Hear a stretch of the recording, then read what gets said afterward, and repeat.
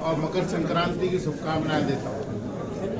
सूर्य का मकर राशि में जाना और शनि से मिलना मतलब नकारात्मक ऊर्जा को एक पॉजिटिव ऊर्जा में बदलने का। हमारा जन्म स्थान भिंड रहा और हमारे परिवार की राजनीति जब मैं पैदा हुआ तब से ही मैं भारतीय जनता पार्टी का बाल्यकाल से ही सदस्य रहा।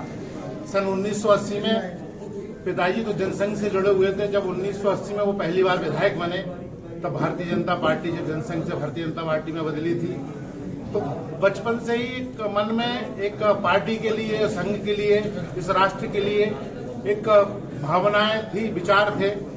और पिताजी लगातार ही भारतीय जनता पार्टी की सेवा करते रहे और अभी भी कर रहे हैं अपने स्तर पर। एक मन में विचार आता है कि क्यों ना हम भी अपने भिंड जिले के लिए, क्योंकि जो हमने भिंड में पढ़ाई करी, सरस्वती समंदर में हम पढ़े, फिर नंबर 1 स्कूल में हमने अपना हायर एजुकेशन किया।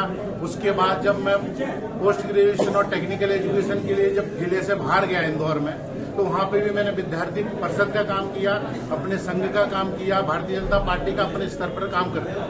लेकिन क्षेत्र में ऐसी व्यवस्थाएं नहीं थी, कोई टेक्निकल ऐसा इंडस्ट्री नहीं था जिसके कारण अपनी रोजी रोटी के लिए मुझे बाहर रहना पड़ा। आज इंदौर में एक बड़ी कंपनी में हूँ, वहाँ पे डिप्टी डायरेक्टर के पोस्ट पे हूँ। पहले रैंकसी में सीनियर साइंटिस्ट भी था, लेकिन वहाँ रह के भी हमने अपने क्षेत्र के लिए और राष्ट्र के लिए राष्ट्र प्रेमी भावना से काम किया। मेरा उद्देश्य था कि अभी भिंड में हम जब आए, हमने बोला कि मकर संक्रांति का अवसर है, जिसमें हमारे सभी कार्यकर्ता, हमारे पार्टी के सभी लोग, जितने वरिष्ठ लोग हैं, सबसे एक बार मुलाकात हो जाएगी और सब लोगों का आशीर्वाद लेने का अवसर मिलेगा।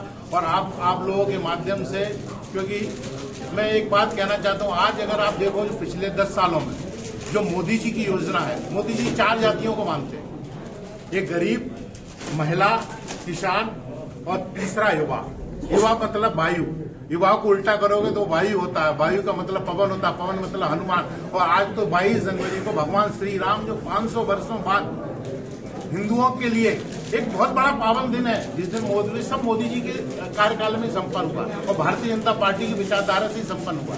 तो हमें बड़ी खुशी हुई कि चलो एक कुछ कार्यक्रम ऐसा करें कि भगवान राम की में राम मूर्ति का जब स्थापना होगी उसके उपलक्ष्य, उससे पहले मकर संक्रांति है। इस अवसर हम अपने सब भाई बंधु, अपने कार्यकर्ता बंधुओं से मिले और उनको शुभकामनाएं दें। और एक अवसर ये मिला मुझे, तो वह आप लोगों से यही निवेदन है। और मोदी जी युवाओं को आजकल उन्होंने युवाओं के लिए बहुत किया। आप देखो पिछले 10 साल में मोदी जी के जो कार्यकाल में, लगभग 10 साल होने ही वाले हैं, उस कार्यकाल में उन्होंने इस देश को कहाँ जाके पहुंचा दिया। आज आतंकवाद नहीं दिखता। आप देखो रोजगार की बात करें तो रोजगार में उन्होंने कई अवसर दिए, स्किल डेवलपमेंट के लिए उन्होंने इतना काम किया। लेकिन कुछ चीजें ऐसी है जहां हमारा अपना क्षेत्र अभी भी उस जगह विकास होना बाकी है। अभी अपने यहाँ टेक्निकल इंडस्ट्रीज नहीं है, लोगों को रोजगार के लिए इंदौर भागना पड़ता है।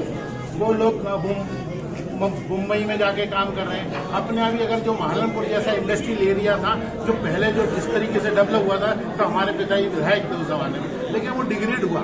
उसमें अपन और कुछ संभावना है जहां बहुत अच्छे तरीके से काम कर सकते हैं, ताकि हमारे आने वाली जो पीढ़ी है और युवा, उसको यही रोजगार मिले और अपने क्षेत्र के लिए काम करने का मौका मिले। ये सारी विकास की बातें जो की जा रही है आपके द्वारा, पिताजी 4 बार विधायक रहते हैं, जिले के लिए ऐसी क्या योजना लेके आए जो धरातल पर जो लोग आपको अच्छे से प्रमोशन दे सके आपको? हमारे पिताजी 1980 में विधायक बने थे, 2 बार विधायक रहे वो। ठीक है। 2 बार विधायक रहे, तो उसके बाद 1990 में रहे। तो मेरा जन्म 1976 का है, तो मैं 4-5 साल का ही था। तो पिताजी उस जमाने की राजनीति के बारे में पिताजी बहुत भली भांति तरीके जानते हैं।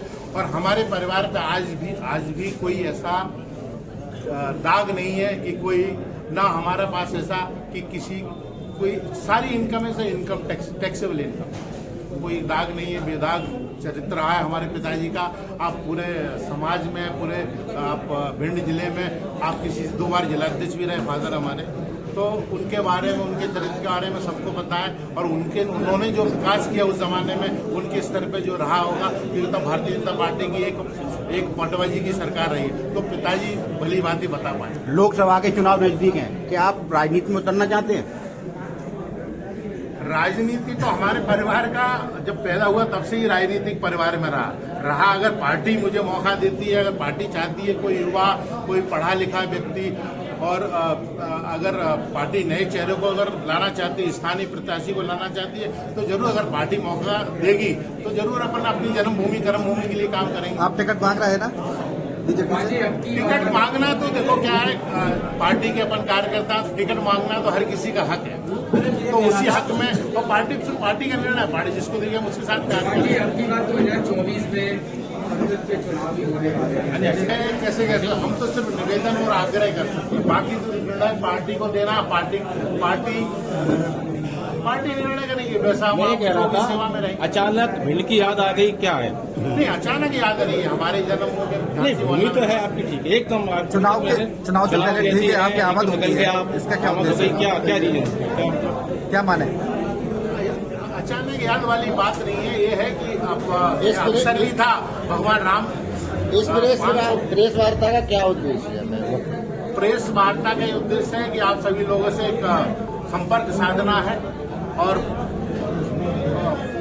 संपर्क साधने के लिए कि हम अपने विचार आप लोगों के समझ रखें, जो विचार आपके बाहर भी जाए, प्रेस से संपर्क साधने के लिए। रोजगार बन रहा है आपका भिंड शहर से, आप जुड़े भी रहे हैं भिंड शहर से। जहाँ तक भिंड शहर के अंदर अभी तक प्रोग्रेस के तौर पर क्या मानते हैं, कितना अधूरा लगता है आपको भिंड? अगर कंपैरिजन किया जाए, अगर अपन अगले अन्य शहरों से भी, हालांकि अगर पिछले 10 सालों से पहले देखा जाए तो उसमें तो काफी विकास हुआ मोदी जी के आने के बाद, और अभी भी विकास की बहुत संभावना है। फिर भी ट्रैफिक समस्या को देखा जाए और अभी अपने जो सड़कीकरण में थोड़ा काफी इम्प्रूवमेंट पे और भी संभावना है कि उसको बहुत अच्छे तरीके से किया जा सकता है। व्यापार, शिक्षा, सड़क, ये मेन मुख्य चीज सुविधाएं शहरों के अंदर देखी जाती है, लेकिन आपके इस शहर में व्यापार और विशेष जो स्वास्थ्य की सुविधाएं हैं, ये और शिक्षा की सुविधाएं बिल्कुल शून्य मानी जाती है। क्या मानते हैं, कितना पिछड़ा होगा ये शहर? नहीं, अगर पिछले अब जब से भारतीय जनता पार्टी इस केंद्र में मोदी जी की सरकार है, तब से तो जितनी भी योजनाओं के हिसाब से मेरे ख्याल से हर गरीब और हर व्यक्ति को उसका लाभ मिल रहा है, और उसके साथ क्षेत्र का भी विकास हो रहा है। और ये है कि उसको और अच्छे बेहतर तरीके से कैसे किया जा सकता है, उससे प्रयास किया जा सकता है। यदि आपको भाजपा प्रत्याशी बनाती है तो प्रमुख एजेंडा क्या रहेगा आपका?